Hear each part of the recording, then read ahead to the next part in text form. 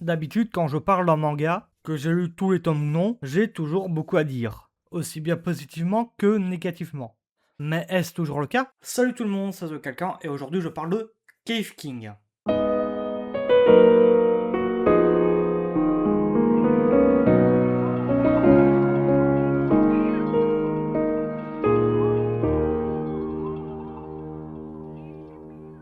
The Cave King est une adaptation en manga dans les nouvelles, commencée en 2020 au Japon et en 2021 en français. L'œuvre originale et le scénario sont écrits par Hajime Naihara, les dessins par Takao Demis et le chara-design par Hattori Kyoka. La traduction est faite par Frédéric Mallet. L'éditeur français est Doki Doki.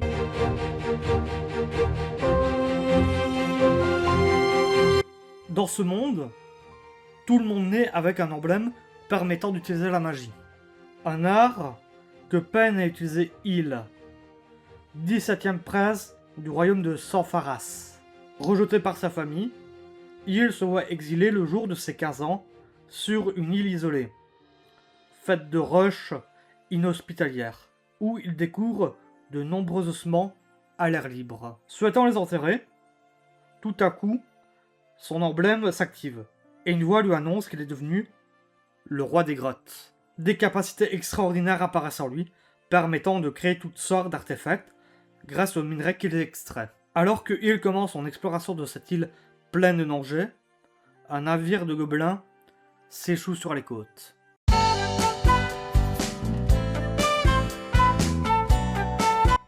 Donner un avis sur ce manga est compliqué. Tout d'abord parce que je n'ai lu que 2 tomes sur plus de 7 déjà sortis, mais aussi parce que, d'après moi, on est encore à l'introduction de l'histoire. On ne sait même pas l'objectif du personnage principal. Au début, on s'attend à ce que ça soit une histoire de survie sur cette île, puis ça change brusquement pour devenir de la tranche de vie, pour basculer vers la menace du Léviathan. Ça fait que le manga change souvent de direction. Ah, qu'est-ce qui va se passer ensuite? Mais ça rend aussi la lecture difficile. On a du mal à cerner ce que l'histoire veut raconter. Quel est l'objectif principal de Il? Parce que jusqu'à maintenant, ça donne plus l'impression qu'il subit l'histoire. Malgré ce début de manga qui est un peu flou, je pense que le personnage a un objectif plus grand. Juste que comme l'histoire en a encore à poser ses bases, on n'a pas le temps de le découvrir. Le manga reste sympa à lire. J'ai passé un bon moment en le lisant. Il est parfois drôle, même mignon à certains moments. Bref, c'est une lecture qui est sympathique à lire.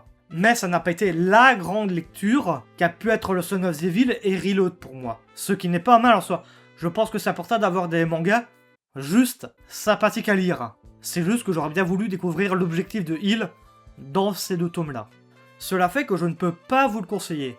Non pas parce que le manga est mauvais, c'est juste qu'en fait je suis encore trop tôt pour vraiment savoir si je peux le conseiller ou non. Du coup, à voir.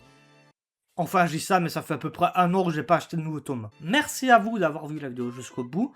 J'espère qu'elle vous aura plu. Si c'est le cas, n'hésitez pas à la liker, la partager et à la commenter. Que ce soit pour donner votre avis sur la vidéo ou sur le manga si vous l'avez lu. Et à vous abonner si le reste du contenu de la chaîne vous plaît. Sur ce, salut tout le monde. C'était The Quelqu'un.